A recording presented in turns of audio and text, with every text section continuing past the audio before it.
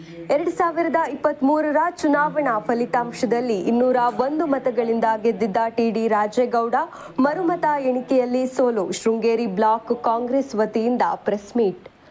2023ರ ಮತ ಎಣಿಕೆಯಲ್ಲಿ ಯಾವ್ಯಾವ ಅಭ್ಯರ್ಥಿಗೆ ಎಷ್ಟೆಷ್ಟು ಮತ, ಯಾರೆಲ್ಲ ಇದ್ರು, ಈ ಕುರಿತು ಕಾಂಗ್ರೆಸ್ ಮುಖಂಡರು ಹೇಳಿದ್ದೇನು, ಇಲ್ಲಿದೆ ಕಂಪ್ಲೀಟ್ ಡೀಟೇಲ್ಸ್.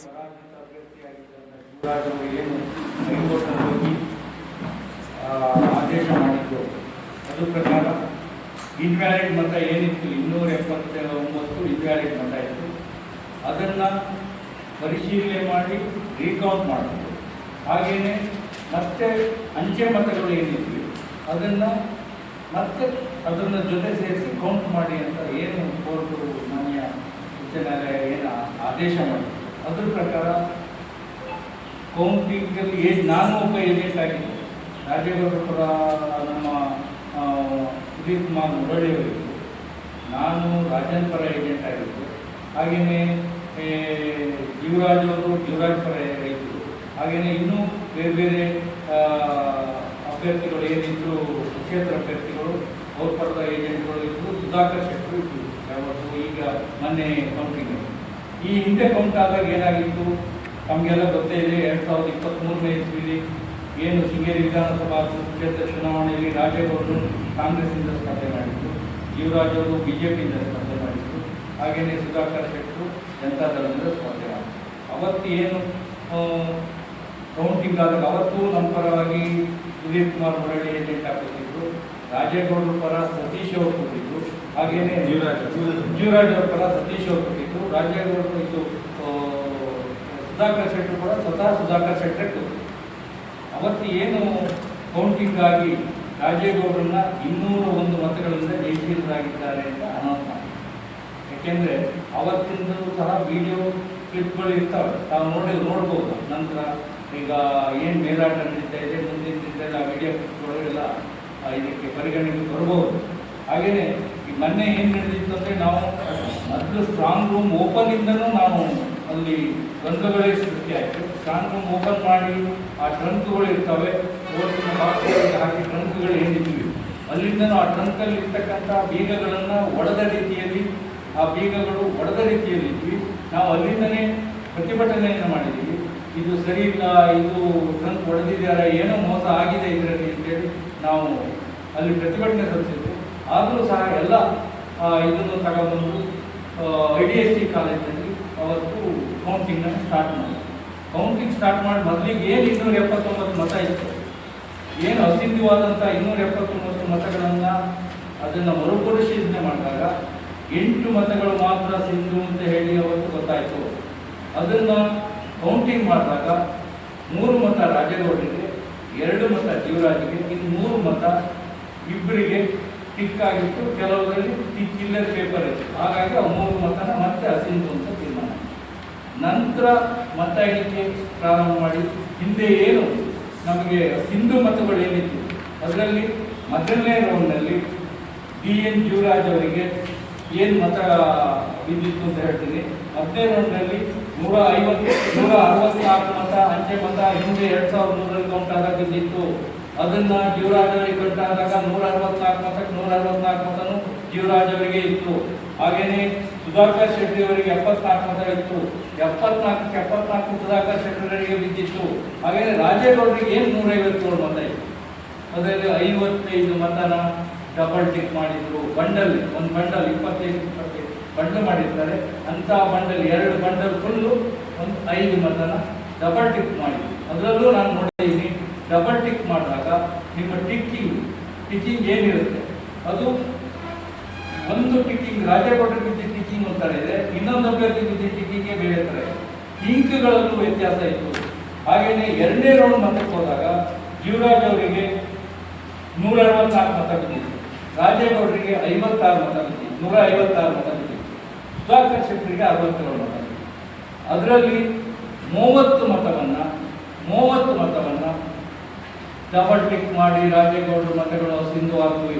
ನಾವು ತಕ್ಷಣವೇ ನಾವಲ್ಲಿ ಏನಿದ್ವಿ ನಾವೆಲ್ಲರೂ ಅದನ್ನು ತಪ್ಪು, ರಾಜೇಗೌಡರ ಪರ ಏಜೆಂಟು ಸುಧೀರ್ ಕುಮಾರ್ ಏನಿದ್ರು ಅದು ತಪ್ಪಾಗಿದೆ, ನಾನೇ ಕೌಂಟರ್ ಇದ್ದೆ, ರಾಜೇಗೌಡ ಇದು ಶಿವರಾಜ್ ಪರ ಅದ್ದಡ ಸತೀಶ್ ಇದ್ರು, ಇದು ತಪ್ಪಾಗಿದೆ, ಹಾಗಾಗಿ ಇದನ್ನ ಕೌಂಟಿಂಗನ್ನು ನಿಲ್ಲಿಸಬೇಕು, ಹೈಕೋರ್ಟಿಂದ ಇದಕ್ಕೆ ಏನು ಆದೇಶ ತಗೊಂಡು ನಂತರ ಕೌಂಟ್ ಮಾಡಬೇಕು, ಇಲ್ಲಾಂದರೆ ಇದನ್ನ ಈಗ ಸದ್ಯಕ್ಕೆ ಕೌಂಟ್ ನಿಲ್ಲಿಸಿ ಅಲ್ಲಿ ಏನು ಆದೇಶ ಬರುತ್ತೆ ತಗೊಂಡು ಮಾಡಿ ಅಂತೇಳಿ ಕೌಂಟಿಂಗಲ್ಲಿ ನಾವು ಇದು ಮಾಡಿದ್ವಿ. ಅದಕ್ಕೆ ನಾವು ಎಲ್ಲ ಸಹಮತ ಮಾಡಿದ್ವಿ, ಯಾಕೆಂದರೆ ಇದು ಸರಿ ಇರ್ಬೋದು ಅನ್ನುವಂಥ ಸಹಮತ ವ್ಯಕ್ತಪಡಿಸಿದ್ವಿ.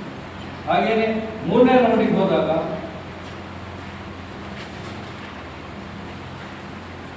ರಾಜೇಗೌಡರಿಗೆ 170 ಮತ, ಮೂರನೇ ರೌಂಡಿಗೆ ಸಿದ್ಧವಾದ ಮತಗಳಿದ್ದು ಅದನ್ನ ಕೌಂಟಿಗೆ ತಗೊಂಡಾಗ 170ಕ್ಕೆ 170 ಮತಗಳು ಎಲ್ಲವೂ ಎರಡೆರಡು ನಿಂತಿತ್ತು. 170ಕ್ಕೆ ಒಂದು ಮತವೂ ರಾಜೇಗೌಡರಿಗೆ ಬಿಡಲಿಲ್ಲ. ಅದೇ ಸುಧಾಕರ್ ಶೆಟ್ಟರಿಗೆ ಬಿದ್ದಿತ್ತು, ರಾಜನ್ ಅವರಿಗೆ ಬಿದ್ದ ಮತ ರಾಜನ್ ಬಿದ್ದಿತ್ತು, ಗೋಪಾಲ್ ಅವರಿಗೆ ಬಿದ್ದಿದ್ದ ಮತ ಗೋಪಾಲ್ ಅವರಿಗೆ ಬಿದ್ದಿತ್ತು, ಜೀವರಾಜ್ ಅವರಿಗೆ ಬಿದ್ದ ಮತ ಜೀವರಾಜ್ ಅವರಿಗೆ ಇತ್ತು. ಅದು ಹೇಗೆ ರಾಜೇಗೌಡರ ಮತ ಮಾತ್ರ 170 ಮತ ಏನಿದೆ ಅದು 170ಕ್ಕೆ 170 ರಿಜೆಕ್ಟ್ ಆಗಿದೆ. ಟೋಟಲ್ ಫಸ್ಟ್ ರೌಂಡಲ್ಲಿ 55, ಸೆಕೆಂಡ್ ರೌಂಡಲ್ಲಿ 30, ಥರ್ಡ್ ರೌಂಡಲ್ಲಿ 150, ಒಟ್ಟು 255 ಮತಗಳನ್ನು ಡಬಲ್ ಟಿಕ್ ಮೂಲಕ ರಿಜೆಕ್ಟ್ ಮಾಡ್ತಿದ್ದಾರೆ. ಇದು ಸಂವಿಧಾನ ಬಾಹಿರವಾದ ಕೃತ್ಯ. ಇದ್ರ ಬಗ್ಗೆ ತನಿಖೆ ಆಗಲಿ, ನಾವೀಗೇನು ಇದು ಹೇಳಲಿಕ್ಕೆ ಬರೋದಿಲ್ಲ, ತನಿಖೆ ಆಗಲಿ. ಯಾರೇ ತಪ್ಪಿತಸ್ಥರಿಗೆ ಶಿಕ್ಷೆ ಆಗಬೇಕು. ಯಾಕೆಂದರೆ ಇದು ಯಾರೂ ಮಾಡಬಾರ್ದು ಇಂಥ ಕೃತ್ಯನ. ಹಾಗಾಗಿ ಅಂಥ ಕೃತ್ಯ ಇಲ್ಲಿ ನಡೆದಿದೆ, ಅದಕ್ಕೋಸ್ಕರ ತಪ್ಪಿತಸ್ಥರಿಗೆ ಶಿಕ್ಷೆ ಆಗಲಿ, ತನಿಖೆ ಆಗಲಿ ಅಂತ ನಾವು ಕೇಳ್ತೀವಿ.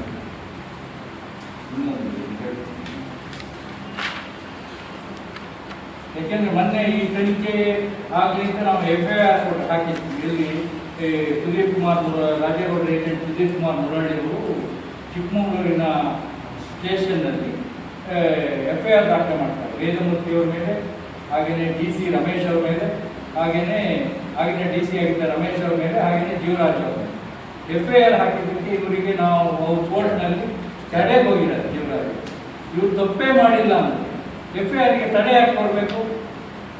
ತಡೆ ಸಿಕ್ಕಿದ್ದು ಅಷ್ಟೇ. FIRಗೆ ತಡೆ ಸಿಕ್ಕಿದೆ ಅಂತ ನೀವು ಜಾಲತಾಣದಲ್ಲಿ ನೋಡ್ತಾ ಇದ್ರಿ. ಕೇವಲ 2 ದಿನ ಮಾತ್ರ ತಡೆ ಕೊಟ್ಟಿರೋದು. 7ನೇ ತಾರೀಕು ಮತ್ತೆ ಅದು ಪರಿಶೀಲನೆಗಿದೆ. ಹಾಗಾಗಿ ಯಾರೇ ಇದು ತಪ್ಪುಗಳನ್ನು ಮಾಡಿದರೆ ಅಂಥವರಿಗೆ ಶಿಕ್ಷೆ ಆಗಬೇಕು. ನಾನು ಜೀವರಾಜ್ ಅವರಿಗೆ ಒಂದೇ ವಿಷಯ ಕೇಳಲಿಕ್ಕೆ ಇಷ್ಟಪಡ್ತೇನೆ. ತಾವು 2023ರಲ್ಲಿ ತಾವು ಸೋತಾಗ ತಾವು ಈ ಥರ ಆಗಿ ಸೋತಿದ್ದೀನಿ, ಇದ್ರ ಬಗ್ಗೆ ಈಗ ನೀವು ಗೆದ್ದಿದ್ದೀರಿ ಅಂತ ನೀವು ಹೇಳ್ಕೊಳ್ತಾ ಇದ್ದೀರಿ. ಹಾಗಾಗಿ ಅಲ್ಲಿಂದ ಇಲ್ಲಿವರೆಗೆ ನಿಮಗೆ 3 ವರ್ಷ ಅನ್ಯಾಯ ಆಗಿದೆ ಅಂತ ನೀವು ಹೇಳ್ತಾ ಇದ್ದೀರಿ. ಹಾಗಾಗಿ ಆ 3 ವರ್ಷ ನನಗೆ ಅನ್ಯಾಯ ಆಗಿದೆ, ಅವಾಗ ಕೌಂಟ್ ಮಾಡಿದಂಥ ವೇದಮೂರ್ತಿ ಅವರು ಅದಕ್ಕೆ ಸಂಬಂಧಪಟ್ಟಂಥ ಅಧಿಕಾರಿಗಳ ಮೇಲೆ ತಾವು ಯಾಕೆ ಕಂಪ್ಲೇಂಟನ್ನು ಲಾಟ್ ಮಾಡಿಲ್ಲ? ಹಾಗಾಗಿ ತಾವು ಕಂಪ್ಲೇಂಟ್ ಲಾಟ್ ಮಾಡ್ಬೋದಲ್ವಾ ನಿಮ್ಗೆ ಅನ್ಯಾಯ ಆಗಿದ್ರೆ? ಈಗ ಸುಮ್ಮನೆ ರಾಜೇಗೌಡರು 3 ವರ್ಷ ಪುಕ್ಸಟ್ಟೆ ಅಧಿಕಾರ ತಗೊಂಡ್ರು, ಅವರು ಬತ್ತಿಯ ತಗೊಂಡ್ರು, ಅವ್ರು 2023 ಚುನಾವಣೆಯಲ್ಲಿ ಓಟ್ ಗಳಿಸಿದ್ದು ಆ ಬಗ್ಗೆ ಮರು ಎಣಿಕೆ ಮಾಡುವ ಸಂದರ್ಭದಲ್ಲಿ ಆಗಿರುವಂಥ ಅನ್ಯಾಯದ ಬಗ್ಗೆ ನಾವು ಈ ಪತ್ರಿಕಾಗೋಷ್ಠಿಯನ್ನು ಮಾಡ್ತಾ ಇದ್ದೇವೆ. ಆಗಿರುವ ಅನ್ಯಾಯವನ್ನು ಪ್ರತಿಭಟಿಸುವ ಒಂದು ನಿಟ್ಟಿನಲ್ಲಿ ಈ ಪತ್ರಿಕಾಗೋಷ್ಠಿಯನ್ನು ಇಟ್ಟುಕೊಂಡಿದ್ದೇವೆ. ಇದಕ್ಕೆ ಆಗಮಿಸಿರ್ತಕ್ಕಂತಹ ನಮ್ಮ ಬ್ಲಾಕ್ ಕಾಂಗ್ರೆಸ್ ಸಮಿತಿ ಅಧ್ಯಕ್ಷರಾದ ರಮೇಶ್ ಅವರನ್ನು ಸ್ವಾಗತಿಸ್ತಾ ಇದ್ದಾರೆ. ಅದೇ ರೀತಿ ಭಾಸ್ಕರ್ ನಾಯ್ಕ್, ರಾಜೇಶ್, ನಮ್ಮ ಅಜಿತ್, ದೇವೇಂದ್ರ ಮತ್ತು ದಿನೇಶ್ ಇದೆ. ಅದೇ ರೀತಿ ನಮ್ಮ ಪುಟ್ಟಪ್ಪ ಅವರು, ಮಂಜಣ್ಣ ಅವರು, ನಮ್ಮ ಮುರಳೀಧರ್ ಮತ್ತು ನಮ್ಮ ಲಕ್ಷ್ಮೀಶ್ ಅವರು, ಇಲ್ಲಿ ಬಂದಿರತಕ್ಕಂಥ ನಮ್ಮ ಸುಬ್ರಹ್ಮಣ್ಯ ಅವರು ಎಲ್ಲರೂ ಕೂಡ ಸ್ವಾಗತಿಸ್ತಾರೆ. ಇಲ್ಲಿ ಮುಖ್ಯವಾಗಿ TV ಮಾಧ್ಯಮದವರು ಮತ್ತು ಪತ್ರಿಕಾಗೋಷ್ಠಿಗಳು ನಿಮ್ಮನ್ನು ಪರವಾಗಿ ಕಾರ್ಯಕ್ರಮವನ್ನು ಸಾಧಿಸ್ತಾ ಅಧ್ಯಕ್ಷರಲ್ಲಿ ನಿಮ್ಮನ್ನು ಉದ್ದೇಶಿಸಿ ಮಾತಾಡಬೇಕು. ನಾನು ಪುಕ್ಕಂಡೆ ಮಾತಾಡ್ದ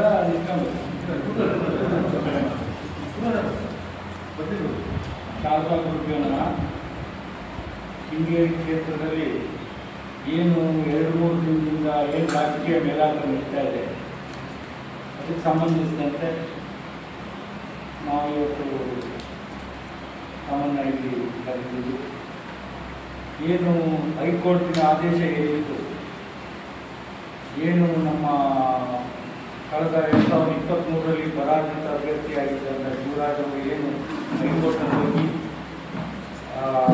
ಮಾಡಿದ್ದು. ಅದ್ರ ಪ್ರಕಾರ ಇನ್ವ್ಯಾಲಿಡ್ ಮತ ಏನಿತ್ತು 279 ಇನ್ವ್ಯಾಲಿಡ್ ಮತ ಇತ್ತು. ಅದನ್ನು ಪರಿಶೀಲನೆ ಮಾಡಿ ರೀಕೌಂಟ್ ಮಾಡೋದು. ಹಾಗೆಯೇ ಮತ್ತೆ ಅಂಚೆ ಮತಗಳು ಏನಿದ್ವಿ ಅದನ್ನು ಮತ್ತೆ ಅದನ್ನು ಜೊತೆ ಸೇರಿಸಿ ಕೌಂಟ್ ಮಾಡಿ ಅಂತ ಏನು ಕೋರ್ಟು ಮಾನ್ಯ ಉಚ್ಚ ನ್ಯಾಯಾಲಯ ಏನು ಆದೇಶ ಮಾಡಿತ್ತು ಅದ್ರ ಪ್ರಕಾರ ಕೌಂಟಿಂಗಲ್ಲಿ ನಾನು ಒಬ್ಬ ಏಜೆಂಟ್ ಆಗಿದ್ದೆ. ರಾಜೇಗೌಡರ ಪರ ನಮ್ಮ ಸುಧೀರ್ ಕುಮಾರ್ ಮುರಳಿಯವರಿದ್ದು, ನಾನು ರಾಜನ್ ಪರ ಏಜೆಂಟ್ ಆಗಿದ್ದೆ. ಹಾಗೆಯೇ ಜೀವರಾಜ್ ಅವರು ಜೀವರಾಜ್ ಪರ ಇದ್ದರು.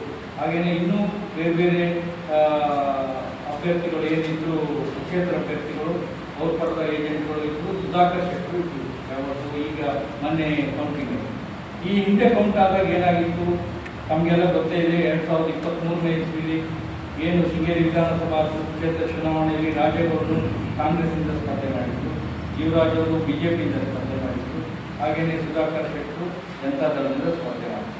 ಅವತ್ತು ಏನು ಕೌಂಟಿಂಗ್ ಆದಾಗ ಅವತ್ತು ನಮ್ಮ ಪರವಾಗಿ ಸುಧೀರ್ ಕುಮಾರ್ ಮುರಳಿ ಏಜೆಂಟ್ ಹಾಕಿದ್ರು, ರಾಜೇಗೌಡರ ಪರ ಸತೀಶ್ ಅವರು ಕೊಟ್ಟಿದ್ರು, ಹಾಗೆಯೇ ಜೀವರಾಜ್ ಅವ್ರ ಪರ ಸತೀಶ್ ಅವರು ಕೊಟ್ಟಿದ್ರು, ರಾಜೇಗೌಡರು ಇದು ಸುಧಾಕರ್ ಶೆಟ್ಟರು ಕೂಡ ಸ್ವತಃ ಸುಧಾಕರ್ ಶೆಟ್ಟರೆ ಕೊಟ್ಟಿದ್ರು. ಅವತ್ತು ಏನು ಕೌಂಟಿಂಗ್ ಆಗಿ ರಾಜೇಗೌಡರನ್ನ 201 ಮತಗಳಿಂದ ಜಯಶೀಲರಾಗಿದ್ದಾರೆ ಅಂತ ಅನೌನ್ಸ್ ಮಾಡಿ. ಯಾಕೆಂದರೆ ಅವತ್ತಿಂದು ಸಹ ವಿಡಿಯೋ ಕ್ಲಿಪ್ಗಳು ಇರ್ತವೆ, ತಾವು ನೋಡ್ಬೋದು. ನಂತರ ಈಗ ಏನು ಮೇಲಾಟ ನಡೀತಾ ಇದೆ ಮುಂದಿನ ದಿನದಲ್ಲಿ ಆ ವಿಡಿಯೋ ಕ್ಲಿಪ್ಗಳು ಇದಕ್ಕೆ ಪರಿಗಣನೆಗೆ ಬರ್ಬೋದು.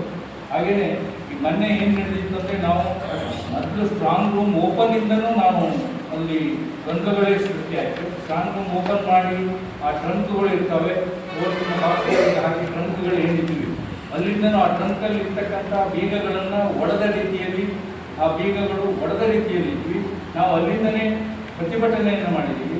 ಇದು ಸರಿ ಇಲ್ಲ, ಇದು ಟ್ರಂಕ್ ಹೊಡೆದಿದ್ದಾರೆ, ಏನೋ ಮೋಸ ಆಗಿದೆ ಇದರಲ್ಲಿ ಅಂತೇಳಿ ನಾವು ಅಲ್ಲಿ ಪ್ರತಿಭಟನೆ ಸಲ್ಲಿಸಿದ್ವಿ.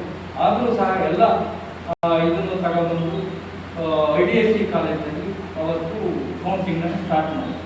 ಕೌಂಟಿಂಗ್ ಸ್ಟಾರ್ಟ್ ಮಾಡಿ ಮೊದಲಿಗೆ ಏನು 279 ಮತ ಇತ್ತು, ಏನು ಅಸಿಂಧುವಾದಂಥ 279 ಮತಗಳನ್ನು ಅದನ್ನು ಮರುಪರಿಶೀಲನೆ ಮಾಡಿದಾಗ 8 ಮತಗಳು ಮಾತ್ರ ಸಿಂಧು ಅಂತ ಹೇಳಿ ಅವತ್ತು ಗೊತ್ತಾಯಿತು. ಅದನ್ನು ಕೌಂಟಿಂಗ್ ಮಾಡಿದಾಗ 3 ಮತ ರಾಜೇಗೌಡರಿಗೆ, 2 ಮತ ಜೀವರಾಜ್ಗೆ, ಇನ್ನು 3 ಮತ ಇಬ್ಬರಿಗೆ ಟಿಕ್ ಆಗಿತ್ತು. ಕೆಲವರಲ್ಲಿ ಟಿಕ್ ಇಲ್ಲದ ಪೇಪರ್ ಇತ್ತು. ಹಾಗಾಗಿ ಆ 3 ಮತನ ಮತ್ತೆ ಅಸಿಂಧು ಅಂತ ತೀರ್ಮಾನ.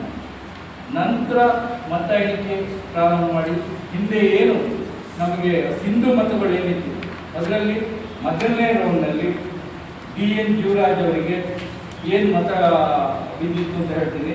10ನೇ ರೌಂಡ್ನಲ್ಲಿ 164 ಮತ ಅಂಚೆ ಮತ ಹಿಂದೆ 2003ರಲ್ಲಿ ಕೌಂಟ್ ಆದಾಗ ಬಿದ್ದಿತ್ತು. ಅದನ್ನು ಜೀವರಾಜ್ ಅವರಿಗೆ ಕೌಂಟ್ ಆದಾಗ 164 ಮತಕ್ಕೆ 164 ಮತನೂ ಜೀವರಾಜ್ ಅವರಿಗೆ ಇತ್ತು. ಹಾಗೆಯೇ ಸುಧಾಕರ್ ಶೆಟ್ಟಿ ಅವರಿಗೆ 74 ಮತ ಇತ್ತು.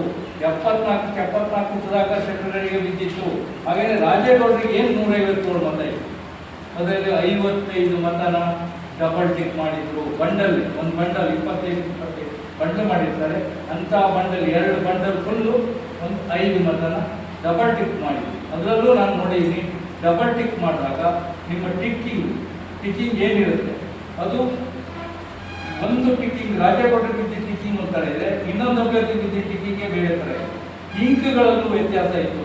ಹಾಗೆಯೇ 2ನೇ ರೌಂಡ್ ಮತಕ್ಕೆ ಹೋದಾಗ ಜೀವರಾಜ್ ಅವರಿಗೆ 164 ಮತ ಬಿದ್ದಿತ್ತು, ರಾಜೇಗೌಡರಿಗೆ 56 ಮತ ಬಿದ್ದಿತ್ತು, 156 ಮತ ಬಿದ್ದಿತ್ತು, ಸುಧಾಕರ್ ಶೆಟ್ಟರಿಗೆ 67 ಮತ ಬಿದ್ದಿತ್ತು. ಅದರಲ್ಲಿ 30 ಮತವನ್ನು ಡಬಲ್ ಟಿಕ್ ಮಾಡಿ ರಾಜೇಗೌಡರ ಮತಗಳು ಸಿಂಧುವಾಗುವೆ.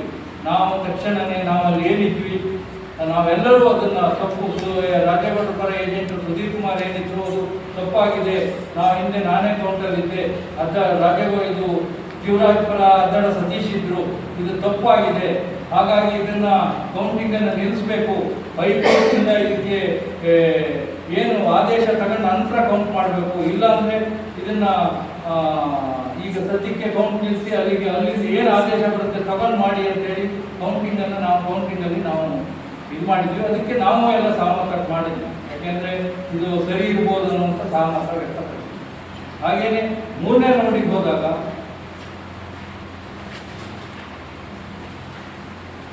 ರಾಜೇಗೌಡರಿಗೆ 170 ಮತ, 3ನೇ ರೌಂಡಿಗೆ ಸಿಂಧುವಾದ ಮತಗಳಿದ್ದು ಅದನ್ನ ಕೌಂಟಿಗೆ ತಗೊಂಡಾಗ 170ಕ್ಕೆ 170 ಮತಗಳು ಎಲ್ಲವೂ ಎರಡೆರಡು ನಿಂತಿತ್ತು. 170ಕ್ಕೆ ಒಂದು ಮತವು ರಾಜೇಗೌಡರಿಗೆ ಬಿಡಲಿಲ್ಲ. ಅದೇ ಸುಧಾಕರ್ ಶೆಟ್ಟರ್ ಮತ ಸುಧಾಕರ್ ಶೆಟ್ಟರಿಗೆ ಬಿದ್ದಿತ್ತು, ರಾಜನ್ ಅವರಿಗೆ ಬಿದ್ದ ಮತ ರಾಜನ್ ಅವರಿಗೆ ಬಿದ್ದಿತ್ತು, ಗೋಪಾಲ್ ಅವರಿಗೆ ಬಿದ್ದಿದ್ದ ಮತ ಗೋಪಾಲ್ ಅವರಿಗೆ ಬಿದ್ದಿತ್ತು, ಜೀವರಾಜ್ ಅವರಿಗೆ ಬಿದ್ದ ಮತ ಜೀವರಾಜ್ ಅವರಿಗೆ ಇತ್ತು. ಅದು ಹೇಗೆ ರಾಜೇಗೌಡರ ಮತ ಮಾತ್ರ 170 ಮತ ಏನಿದೆ ಅದು 170ಕ್ಕೆ 170 ರಿಜೆಕ್ಟ್ ಆಗಿದೆ.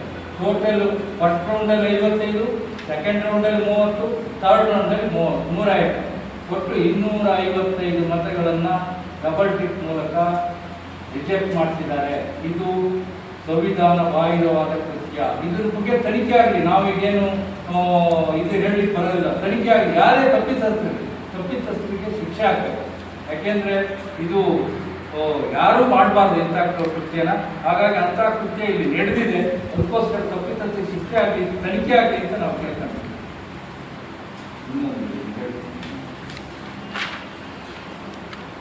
ಯಾಕೆಂದರೆ ಮೊನ್ನೆ ಈ ತನಿಖೆ ಆಗಲಿ ಅಂತ ನಾವು FIR ಹಾಕಿದ್ವಿ. ಇಲ್ಲಿ ಸುದೀಪ್ ಕುಮಾರ್ ರಾಜೇಗೌಡರ ಏಜೆಂಟ್ ಸುದೀಪ್ ಕುಮಾರ್ ಮುರಳಿಯವರು ಚಿಕ್ಕಮಗಳೂರಿನ ಸ್ಟೇಷನ್ನಲ್ಲಿ FIR ದಾಖಲೆ ಮಾಡ್ತಾರೆ. ವೇದಮೂರ್ತಿಯವ್ರ ಮೇಲೆ, ಹಾಗೆಯೇ DC ರಮೇಶ್ ಅವ್ರ ಮೇಲೆ, ಹಾಗೆಯೇ DC ಆಗಿದ್ದ ರಮೇಶ್ ಅವ್ರ ಮೇಲೆ, ಹಾಗೆಯೇ ಜೀವರಾಜ್ ಅವ್ರ ಮೇಲೆ FIR ಹಾಕಿದ್ದಕ್ಕೆ ಇವರಿಗೆ ನಾವು ಕೋರ್ಟ್ನಲ್ಲಿ ತಡೆಗೆ ಹೋಗಿದ್ದಾರೆ. ಜೀವರಾಜ್ ಇವರು ತಪ್ಪೇ ಮಾಡಿಲ್ಲ ಅಂತ FIRಗೆ ತಡೆ ಯಾಕೆ ಕೊಡಬೇಕು?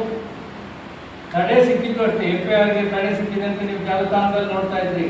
ಕೇವಲ 2 ದಿನ ಮಾತ್ರ ತಡೆ ಕೊಟ್ಟಿರೋದು. 7ನೇ ತಾರೀಕು ಮತ್ತೆ ಅದು ಪರಿಶೀಲನೆಗಿದೆ. ಹಾಗಾಗಿ ಯಾರೇ ಇದು ತಪ್ಪುಗಳನ್ನು ಮಾಡಿದರೆ ಅಂಥವರಿಗೆ ಶಿಕ್ಷೆ ಆಗಬೇಕು. ನಾನು ಜೀವರಾಜ್ ಅವರಿಗೆ ಒಂದೇ ವಿಷಯ ಕೇಳಲಿಕ್ಕೆ ಇಷ್ಟಪಡ್ತೇನೆ. ತಾವು 2023ರಲ್ಲಿ ತಾವು ಸೋತಾಗ ತಾವು ಈ ಥರ ಆಗಿ ಸೋತಿದ್ದೀನಿ, ಇದ್ರ ಬಗ್ಗೆ ಈಗ ನೀವು ಗೆದ್ದಿದ್ದೀರಿ ಅಂತ ನೀವು ಹೇಳ್ಕೊಳ್ತಾ ಇದ್ದೀರಿ. ಹಾಗಾಗಿ ಅಲ್ಲಿಂದ ಇಲ್ಲಿವರೆಗೆ ನಿಮಗೆ 3 ವರ್ಷ ಅನ್ಯಾಯ ಆಗಿದೆ ಅಂತ ನೀವು ಹೇಳ್ತಾ ಇದ್ದೀರಿ. ಹಾಗಾಗಿ ಆ 3 ವರ್ಷ ನನಗೆ ಅನ್ಯಾಯ ಆಗಿದೆ. ಅವಾಗ ಕೌಂಟ್ ಮಾಡಿದಂಥ ವೇದಮೂರ್ತಿ ಅವರು ಅದಕ್ಕೆ ಸಂಬಂಧಪಟ್ಟಂಥ ಅಧಿಕಾರಿಗಳ ಮೇಲೆ ತಾವು ಯಾಕೆ ಕಂಪ್ಲೇಂಟನ್ನು ಲಾಟ್ ಮಾಡಿಲ್ಲ? ಹಾಗಾಗಿ ತಾವು ಕಂಪ್ಲೇಂಟ್ ಲಾಟ್ ಮಾಡ್ಬೋದಲ್ವಾ ನಿಮ್ಗೆ ಅನ್ಯಾಯ ಆಗಿದ್ರೆ? ಈಗ ಸುಮ್ಮನೆ ರಾಜೇಗೌಡರು 3 ವರ್ಷ ಪುಕ್ಷಟೆ ಅಧಿಕಾರ ತಗೊಂಡ್ರು, ಅವರು ಭತ್ಯೆ ತಗೊಂಡ್ರು, ಅವ್ರು ಸಂಬಳ ತಗೊಂಡ್ರು, ಅದನ್ನ ಯಾರು ಕೊಡೋರು ಅನ್ನೋ ಥರ ತಾವು ಮಾತಾಡ್ತಾ ಇದ್ದಾರೆ. ಅದಕ್ಕೋಸ್ಕರ ನಾನು ಜೀವರಾಜ್ ಅವ್ರ ಹತ್ರ ಹೇಳೋದಷ್ಟೇ, ತಾವು ಏನಾದರೂ ತಮ್ಮ ತೊಂದರೆ ಆಗಿದ್ದರೆ ತಾವು ಕಂಪ್ಲೇಂಟನ್ನು ಲಾಟ್ ಮಾಡಿ. ಯಾರಿಗೆ ಅನ್ಯಾಯ ಆಗಿದ್ರೆ ಅಂಥವರಿಗೆ ಶಿಕ್ಷೆ ಆಗಲಿ ಅಂತ ನಾನು ಹೇಳಲಿಕ್ಕೆ ಇಷ್ಟಪಡ್ತೀನಿ.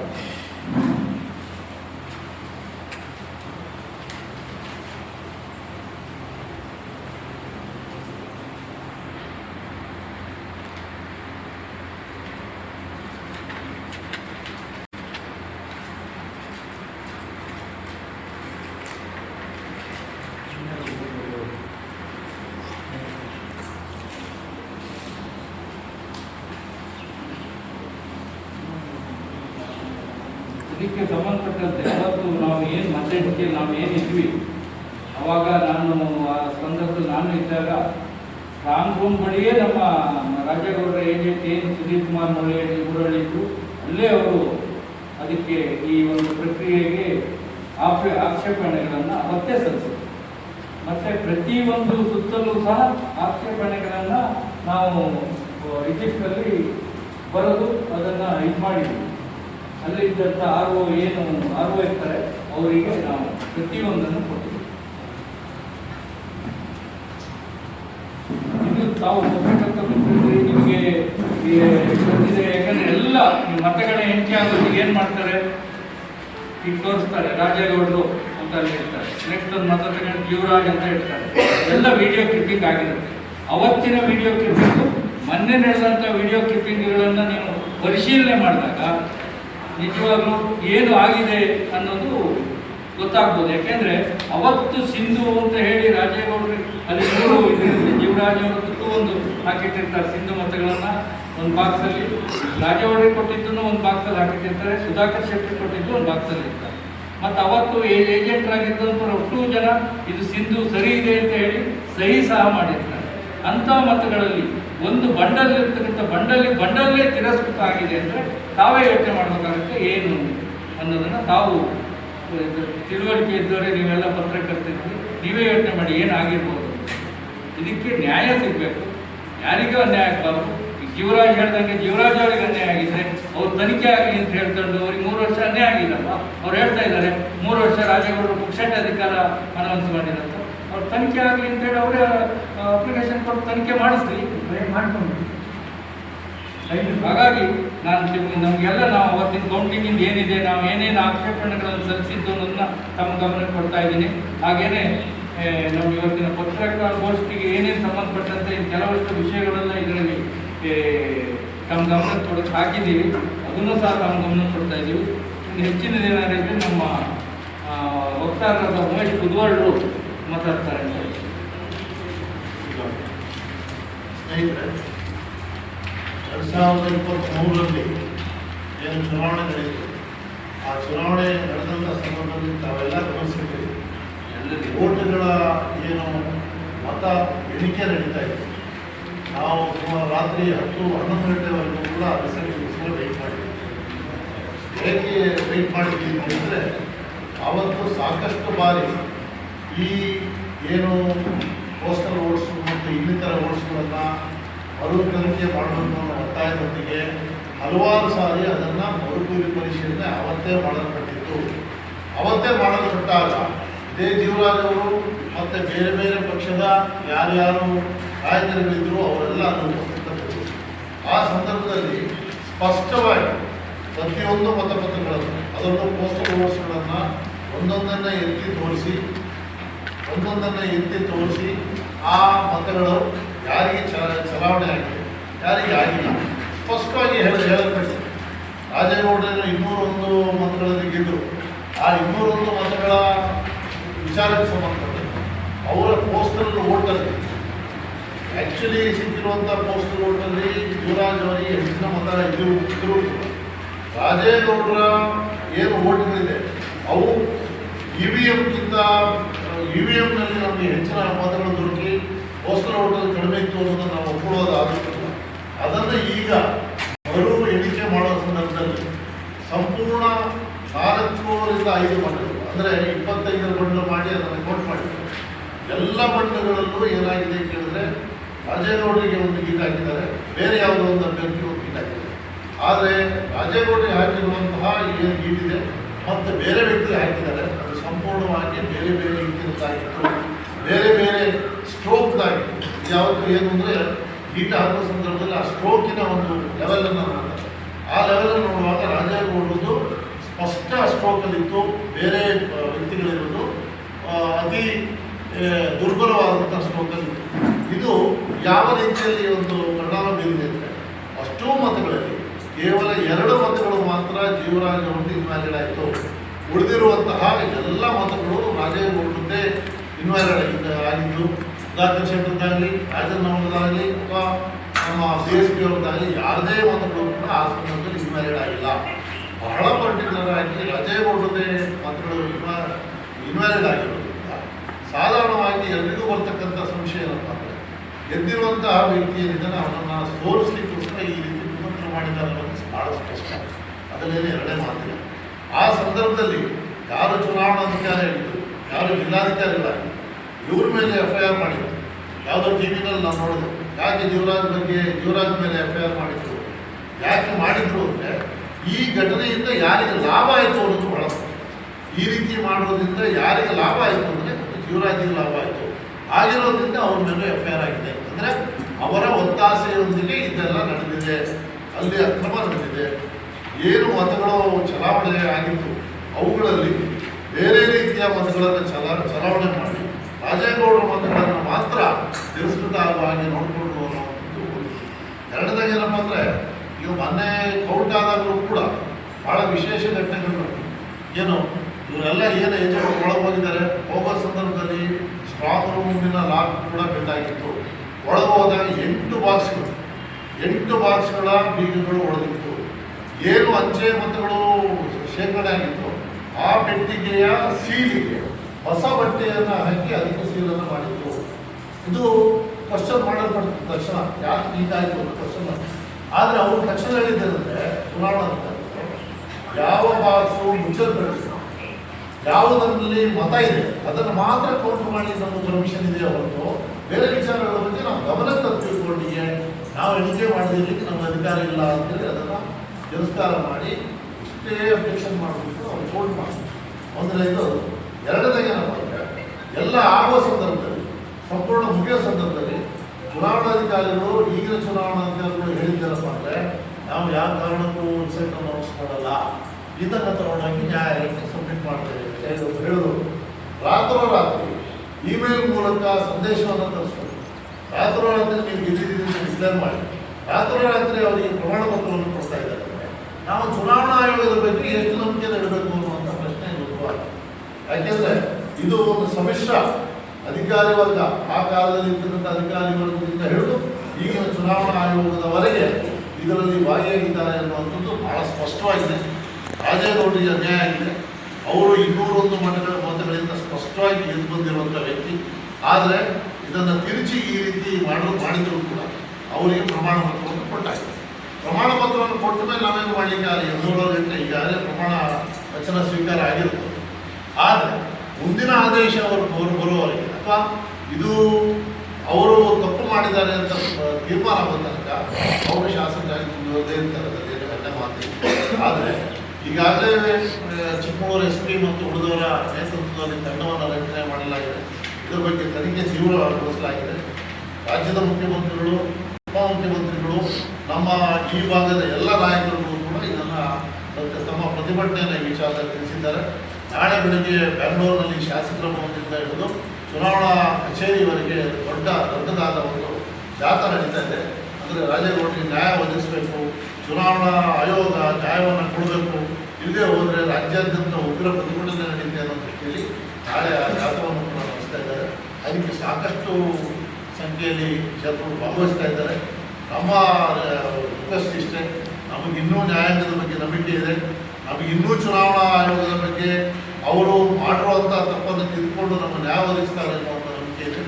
ಅದೇ ರೀತಿ ಇವರು ನಂಬಿಕೆ ರೂಢಿಸಿಕೊಂಡು ರಾಜೇಗೌಡರನ್ನ ಮತ್ತೊಮ್ಮೆ ಶಾಸಕರನ್ನಾಗಿ ಡಿಕ್ಲೇರ್ ಮಾಡಬೇಕು ಅಂತ ಈ ಸಂದರ್ಭದಲ್ಲಿ ಒತ್ತಾಯಿಸ್ತಾ ಇದ್ದಾರೆ. ಇದರಲ್ಲಿ ನಮ್ಮ ಅಧ್ಯಕ್ಷರು ಹೇಳಿದ್ರು, ಯಾರೇ ತಪ್ಪು ಮಾಡಿದ್ರು ಒಂದು ಶಿಕ್ಷೆ ಆಗಬೇಕು, ನಾವು ಒಪ್ತೀವಿ, ಇಲ್ಲ ಅಂತಿಲ್ಲ. ಆದರೆ ಇದೇನಾಗಿದೆ, ಸ್ವತಃ ರಾಜೇಗೌಡರ ಕಡೆಯಿಂದ ಯಾರಾದರೂ ಹೋಗಿ ಎರಡೆಟ್ಟಿಗೆ ಆಗ್ತಾರೆ. ಅವರ ಸೋಲನ್ನು ಅವರೇ ಮಾಡ್ಕೊಳ್ತಾರೆ, ಇಲ್ಲ ಮಾಡ್ಕೊಳ್ಳೋದಿಲ್ಲ. ಇದು ವಿರೋಧ ಪಕ್ಷದವರು ಕೊಡೋದಿಲ್ಲ. ಯಾರು ಅದನ್ನು ಮಾಡಿದರೆ ಅವರಿಗೆ ಶಿಕ್ಷೆ ಆಗಬೇಕು ಅಂತ ಈ ಸಂದರ್ಭದಲ್ಲಿ ಒತ್ತಾಯಿಸ್ತಾರೆ.